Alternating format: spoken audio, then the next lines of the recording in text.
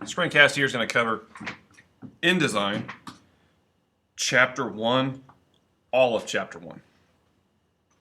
So in order to get things going, if you go into your Finder, go to Applications, and find InDesign, open up the folder, and then this is the icon. You can drag that one to your dock. The other thing you also need for this is your data files. You're going to have InDesign data files, Chapter 1, 2, 3, 4, 6, and 7. Those were given out in class. So we have our data files there. Inside our class folder, we're going to have we have our Photoshop data files, InDesign data files, and then also the classwork folder where we will save our InDesign objects to. Okay, go ahead and open up InDesign, and let's go ahead and get started. I'm going to talk quite a bit about just the basics of InDesign because it's a different type of program than we're used to. InDesign is a layout program. A layout program for print, a layout program for digital media, such as like books and magazines, but you can pretty much use it for anything. It does have some Photoshop resemblance, but you can't go as in-depth as Photoshop can. So let's go ahead and let's just move without the program right now. Let's go to File, Open, and let's open from our data files, Chapter 1, ID 11. And notice that the file extension is a .indd for InDesign, whereas Photoshop was a .psd. Open that project, and here we have it. So your project, let's just talk about the different types of windows that you have. When I'm looking at this, I'm looking at pages. Think of this as like a book. This is Bradbury's Bistro. This is like page 1. This would be page 2. Then this would be 3. But it's laid out as 2 pages on one piece. Okay, so this whole document area is where we're kind of doing our materials. The layout is similar to Photoshop in the sense of you do still have a toolbar over here on the left, but notice that the toolbars are different. We don't really have the same foreground background color thing going on. We have like an apply color, apply gradient. We can switch the two. We have a hand tool, we have eyedropper tool like we did. We've got gradient feather, gradient swatch. We've got a scissor tool. We'll have to spend a lot of time with this one, the pen tool, the line. We've got our text tool. Notice the text tool is different. We have text on a path and type tool. And then we have 2 types of selection tools up top. The very top one's called the selection tool. The bottom one is called the direct selection tool, and there's a difference for each one and how they work. Okay, with this file open, let's go to Window on the menu, and let's go to Workspace. This was similar in Photoshop, although we didn't do it quite enough in Photoshop, but we can change the way the whole interface looks. For example, let's go to Essentials. Notice that Essentials, our main panel over here on the right, changes. There's less material, some things up top change. Let's go back to Window Workspace and let's try Typography. Notice on Typography you have more tools leaning towards types of text. And that's the main focus of InDesign, is doing a lot with text and laying out that text. Some hotkeys are still the same, like V is the hotkey for the Move tool. If you hover over a tool, you'll see that direct selections with the screen tip, A is the hotkey for that. So if you want to get used to using hotkeys, you can kind of learn some of those along the way. Panels still work the same. For example, if I open my characters palette, this looks familiar from Photoshop. I can remove it from the screen. I can drop it back on. That's no different than what we had in Photoshop. Very, very similar. If you lose one, you can always go to Window, Workspace, and you can go back to your piece there. But a lot of it's going to be just staying over here on the panel on this side, using these panels over here.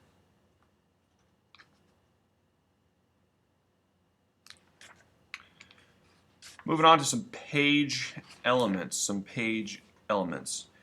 Zooming in, if you notice we're started here, we're at about 88%, at least that's where I'm at default.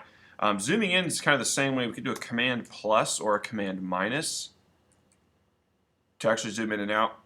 That's probably the more favorable way of doing that. You can also click on the zoom tool, but I'm going to prefer to zoom in like that. There is a hand tool over here. If the hand tool on the toolbar, you can use that, and that kind of moves it around almost like a iPad or something, like a touch panel thing where we can use your hand. If you don't want to select anything, I would suggest using the hand tool because it's just sheer movement. But if you go to selection, that's when you actually start clicking on things and grabbing individual pieces, is when you have the selection tool selected. Drag selection tool we'll go over here in a minute when we actually start selecting things and clicking on them. We also have a couple different ways of viewing things. Let's go up to View on the menu. Let's go to View, and then let's go to Fit Page in Window. There's Fit Spread in Window, and then there's Fit Page. And let's go Fit Page. So the page is actually Bradbury's Bistro. And if I scroll down here, or scroll to the left and to the right, a page, this is one page, this is another page. The two are sitting side by side because they're meant to be folded together in a document, but there are two separate pages. If I go to View, Fit Spread in Window, it snaps the entire spread, which is page to page, width to width. I'm going to go back to View and say Fit in Page.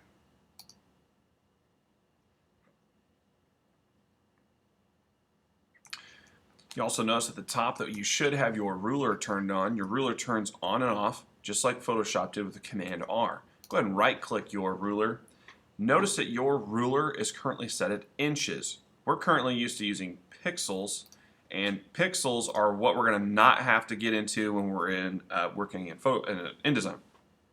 If you're designing something for print, it's probably going to be remaining in inches. So you want to leave this thing as inches because it's going to make things a lot easier to understand. Go ahead and right-click the ruler again. Notice that you have a unit called picas. Go to picas. Pica is a really old school unit of measurement, but it's still used today, and it is 1/6 of an inch. So 6 picas would be 1 inch. That's how you say that. They get a little confusing when you're looking at the digital print, so we're going to stay mainly in inches. But picas is an option. Let's go to View on the menu, and let's go down to Extras. Notice how you have Show Frame Edges. Let's go ahead and click on those. Showing Frame Edges shows all the different boxes. This one even has a piece of chain on it, which probably means it's linked to something. I'm going to go back to View Extras and try a different one. I can hide frame edges. I'm going to go back to View Extras. I'm going to say Show Text Threads. We may not have any text threads on this particular document. Go back to View, Extra. I'm going to say Hide Text Threads. So as we start to move within InDesign, there are some things that we can start looking at and changing our views and how we see things within InDesign to get a better look at it. Another thing that's really important that we didn't use in Photoshop a whole lot that InDesign becomes more beneficial is rulers. Rulers can be added by coming over to the side rule here, and you can just drag and drop rulers on your page. The guidelines then appear, and you can see that some guidelines have already been added. If I drag and drop a ruler over on the right document, it stays there. The left, I can put a ruler for each individual document. To remove a ruler, if I come in here and select on it, well, I'm going to need to get my selection tool, maybe my direct selection. Selection tool. There we go. You can click and hold on that ruler and drag it to the ruler, and it will disappear. You kind of have to be really precise with your clicking on the actual ruler. There we go. I can drag that off and move it away. That's just one way to show ruler. Now, if you don't want to see all those guidelines, go to View, Grids and Guides. And you could say Hide Guides. That's going to remove them all. But once you start clicking on ruler, it's going to bring them all back. Another way we can look at our interface, we can go to View, go down to Screen Mode, and currently we're in Normal. Let's look at Preview and Presentation. So let's go to Preview. Preview is when your pasteboard, it's called, which was white, is now gray, and it just shows the actual document as almost like a print preview, but just really kind of small, and you can see things in one view. So back to View, let's go to Screen Mode. This time let's go to Presentation. Presentation is exactly how you would think it would be. It is a view of just like a PowerPoint. If I right click and left click, I can scroll back and forth between the pictures, and if I hit escape, I can get out of presentation view. The preferred mode to stay in is going to be normal. Normal. That's just a good working environment to be in. If I tap W on my keyboard, I can go from normal to preview mode. That's just a nice little hotkey that's good to use for that one.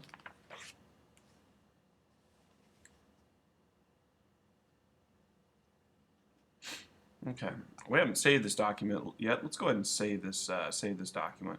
Let's do a Command-Shift-S. And if you haven't created a classwork folder, go ahead and create a classwork folder. And we are going to save this one as dessert. Dessert, and it's saved in our file. Notice that up here at the top, just like Photoshop, it's now changed. Let's go ahead and open another document from our data files, Chapter 1, 1-2. It says the quick brown fox jumped over the lazy dog. Just like Photoshop, and I can cover this fairly quick because we've already done Photoshop, you have these tabs right here, this tabbed interface. And with this tabbed interface, you have two different documents, but you can pull them out. If I pull it out, I can float them individually and I can see behind.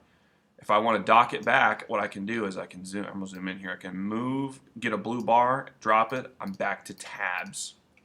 I'm back to tabs. So there's a couple different ways you can look at things. I prefer to stay in the tab views. It makes things a lot simpler. Makes things simpler to look at. Now let's go through page interface with our actual document. Over here on your panel, let's click on Pages. And if you don't have Pages, go to Window, Pages to get it checked. So with Pages selected, notice that you have kind of this weird interface. You have 1, a 2, a 3, a 4, a 5, a 6. These are, if I double click 2 and 3 right here, it pulls up 2 and 3. If I double click just 2, it focuses on page 2. If I double click 1, it focuses on page 1. Double click, double click, double click, double click. That's how I can jump from page to page in an interface. So think of this as like a dessert menu.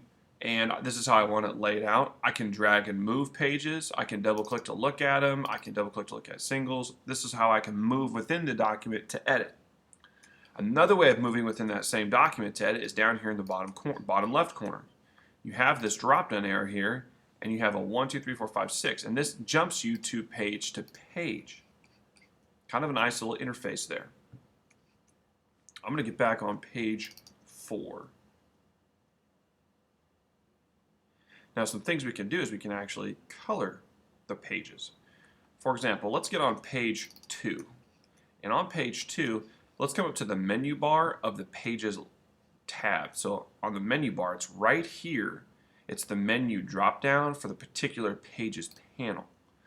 If I click on that one, I go to Page Attributes, Color Label. I'm going to pick red. It now puts a red stripe underneath that page. For example, let's go back to page, I'm going to go to page 4 and I'm going to do the same thing. So I go to the menu there. If you can't see that, this is the option up here. So it looks like a center align plus a drop down. Go to Page Attributes, Color Label, red. So maybe these two pages have something in common, or maybe I need someone to look at them or to edit them. I can light them up red and say, hey, please look at the red pages, and then when someone sits down at my computer, they can actually see it. Now let's actually start selecting items. Let's go to 1-2. Okay, with 1-2 selected, let's go ahead and do a Command-Shift-S, and let's save this in our classwork folder as objects. And let's get on the selection tool.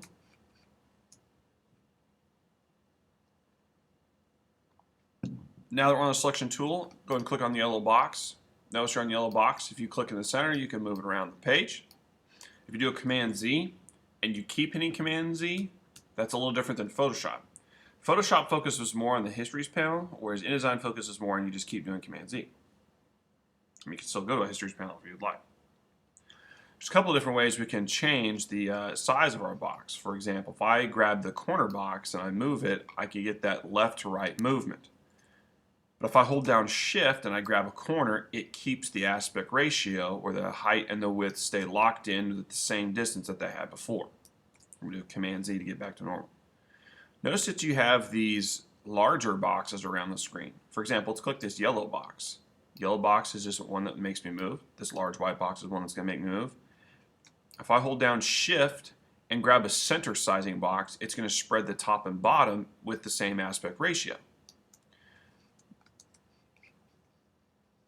Ooh, lost my document here. Notice that when I move around the screen, you will get these guidelines every now and then. For example, right there. See this green guideline that just pops up in the middle of your document? That's telling you where center is, horizontal center. So holding Shift keeps your aspect ratio. Holding Option on a corner is going to spread the entire box in all directions. That's holding Option. So Shift and Option are going to be your two that you're going to work with the most. Okay, let's click on the outside box. We're still on our selection tool, and let's duplicate some options here. Let's go to Command C to copy. Since we're selecting the entire box, we're going to copy that box, and I'm going to do an Edit, Paste in Place. Edit, Paste in Place. When I do a Paste in Place and I move, I just gained another box. I pasted it right on top of the old one, so you really couldn't quite see it. Let's click on the original one again. Let's say you wanted to duplicate this. If I wanted to duplicate this, if I hold down Alt and I drag out, I can get another box. And that was very similar in Photoshop as well. Notice when you move the box, though, all the snap lines that are appearing. So if you ever wonder, like, oh, how do I get this thing level with the other boxes? It'll give you a snap line to line up with, so your boxes are even on the top and bottom. It's a little easier to align things in InDesign than it is in Photoshop. Once again, that's because InDesign is made for layouts and not a whole lot of photo creation. You do stuff in Photoshop to bring it into InDesign is the idea. Let's select all three objects. I'm going to do a select all three objects by doing a Command A. The other way of doing that, you could drag around to select a box. If I drag to select, drop a box on all three of them, it's going to select all three of them as well. With all three boxes selected, let's do a Command X to cut. Command X to cut. Let's come up to Object on the menu. Once we go to Object on the menu, there's a little option there called Show All on the Spread. And the spread is the entire document interface. So I'll go Show All on Spread. So these documents, these shapes here were showing just a second ago, but they were hidden. So we didn't know that because we didn't really create the original document. I'm going to go to my selection tool. I can click on each one. I can move them around. Let's go ahead and select all three of them. I'm going to hold down Shift and then click on each one to make sure each one is selected. Now that I have all three of them selected, let's go to our menu and go to Object, Group, or Command G. I'm going to click off. Once I group them, oh, I didn't get that circle grouped. There we go. Once I group them, they all move together in one box. If you've played around a lot in PowerPoint, grouping is probably one of the first things you've done with objects so things don't move when you want to shift things. Let's go to Object, Ungroup, and now we should be able to move these objects independently. Let's group them all once again. So I'm going to select all three objects, Object, Group. When I move them around, all three move. But let's say you wanted to keep them grouped, but then still select on a certain object. That option is available in InDesign. If I come up here to my toolbar and click on the Direct Selection tool, if I go to the Direct Selection tool and I click on the circle, I can independently select a certain object. Now I can't move it right now, but I can select it to pull it out, to change it.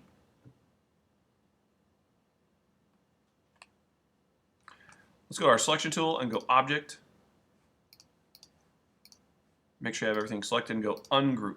So I'm going to ungroup all objects on the pasteboard. Let's click the small square. Ooh, I might still have things grouped here. Yep, ungroup. Yep. When you have things ungrouped, you won't see any lines around all of them. Let's click on the small square. Once you're on the small square, let's go up to Object on the menu and go down to Lock. When you lock it, you are unable to move that object anywhere on the page. It's how you, so if you wanted to lay like a picture out and you wanted to have text around it, but you didn't want your picture to move, you'll lock it. If you want, you can still select it. If I want to unlock it, I can click on it and go Object, Unlock All on Spread. Now I can move it. Let's do a select all. I'm going to do a Command A. I'm going to go Object. Let's go Hide.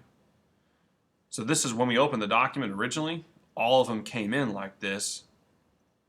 All of them came in like this that were hidden. We can go back to Object and we can go Show All on Spread, and then they all come back. Pretty easy to understand there. Do a Command S to save.